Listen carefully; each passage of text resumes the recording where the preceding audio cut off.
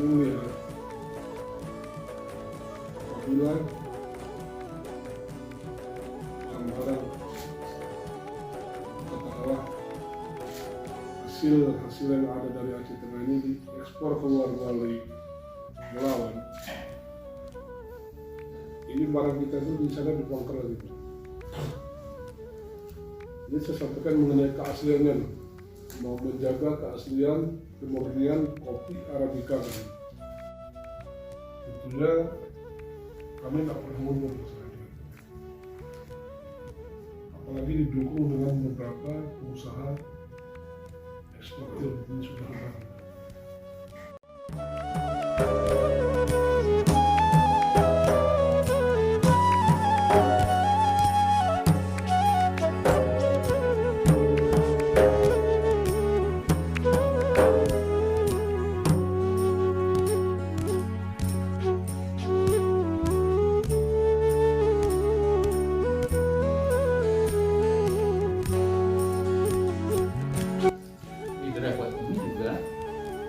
Bahwa barang-barang yang diangkut